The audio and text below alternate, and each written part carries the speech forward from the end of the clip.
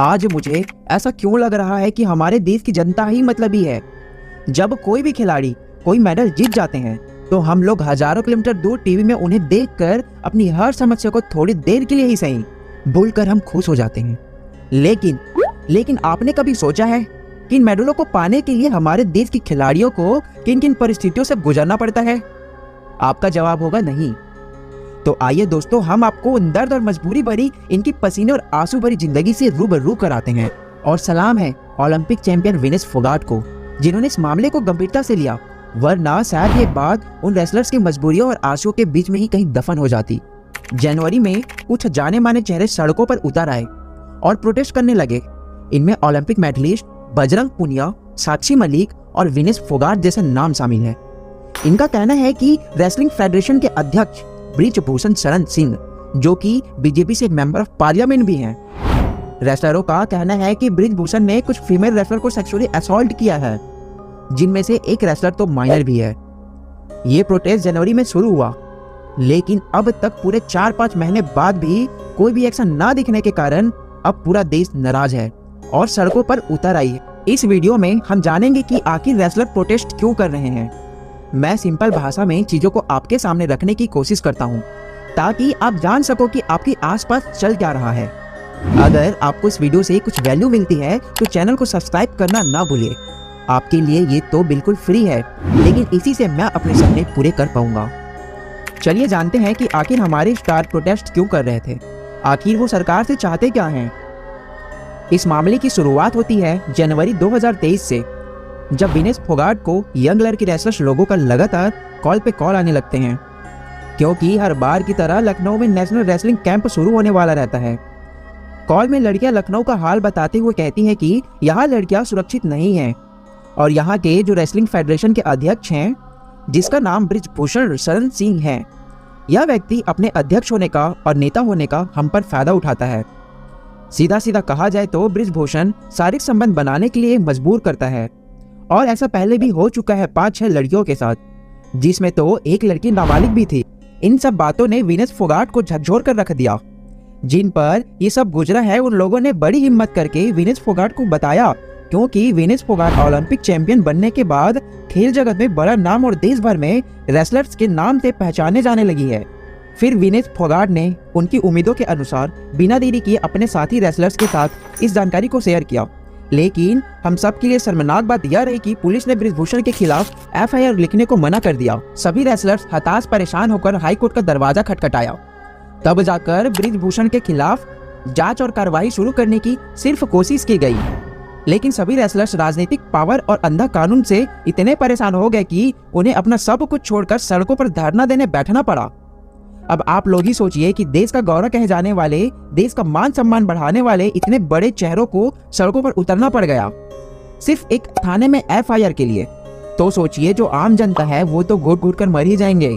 फिर इन सभी रेसलर्स को सड़कों पर देख हमारे खेल मंत्री अनुराग ठाकुर रेसलर्स के पास जाते हैं और इन सभी रेसलर्स को आश्वासन देते हैं कि इसकी पूरी तरह से जांच की जाएगी। साथ में ओलंपिक एसोसिएशन के अध्यक्ष पीटी उषा भी कार्रवाई और निष्पक्ष जांच कराने का भरोसा दिलाती है। और बबीता फोगाट, जो कि बीजेपी लीडर है, उन्होंने भी इनसे आकर मिले और जांच कराने का भरोसा दिलाया। और इन रेसलर्स को कहा गया कि किसी भी राजनीतिक पार्टी को इस प्रोटेस्ट में शामिल मत करना और सब अपने ट्रेनिंग पर ध्यान दीजिए।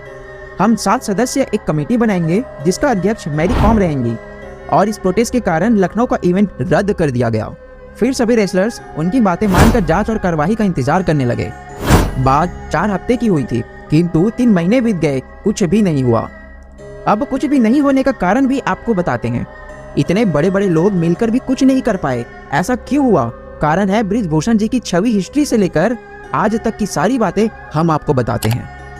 ब्रिजभूषण सिंह 1990 से आज तक 6 बार सांसद बने। कोई व्यक्ति लगातार 6 बार सांसद बने तो आप सोच ही सकते हैं कि जनता पर उसका कितना प्रभाव होगा। ब्रिजभूषण का यह कहना था कि मुझे किसी पार्टी की जरूरत नहीं है, बल्कि पार्टियों को मेरी जरूरत है।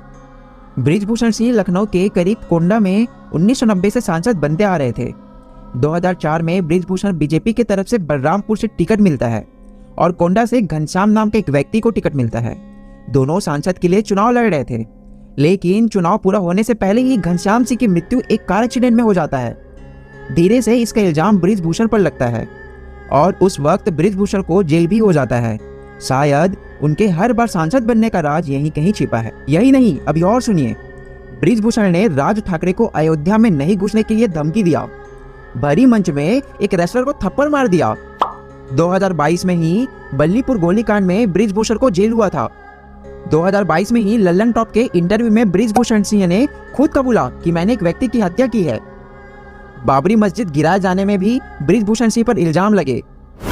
आईपीसी की धारा 307 हत्या की कोशिश, 147 डर का माहौल बनाना, 148 गैर कानूनी हथियार रखना, खतरनाक हथियार रखना, 149 गैर कानूनी तरीके से एकजुट होना। बृजभूषण और कई गंभीर और संगीन आरोपों से पहले से लिप्त हैं। सीधे तौर पर कहा जाए तो बृजभूषण अपने जिले का बाहुबली है, जिसके खिलाफ जाने की किसी में भी हिम्मत नहीं है। तो ऐसे में जांच और कार्रवाई कैसे हो सकती है? इतना सब कुछ होने के बावजूद अभी भी न सिर्फ रेसलिंग फेडरेशन का अध्यक्ष है बल्कि सांसद भी है। तो हमने आप लोगों को कारण तो बता ही दिया है, और 4 हफ्ते की जगह 3 महीने भी हो गए, फिर भी किसी भी प्रकार से कोई भी कार्रवाई नहीं होने की स्थिति में रेसलर्स को फिर से दिल्ली के जंतर मंतर पर प्रोटेस्ट करना पड़ा। लेकिन इस बार सभी राजनीतिक पार्टी और संस्थाओं का सपोर्ट अपने देश के गौरव बहन बेटियों के साथ है। सभी रेसलर्स रो रहे हैं, कई दिनों से सड़कों पर हैं, पर अभी तक कुछ नहीं किया गया है। एक तरफ देश को माता कहा जाता है, नारियों को पूजनीय बताया जाता है, हर गांव हर कस्बे में माता की पूजा किया जाता है, जगराता किया जाता है, तो दूसरी तरफ इसी देश में इन्हीं नारियों के साथ अप्राकृतिक कृत्य किया जाता है, उनका शोषण किया जाता है।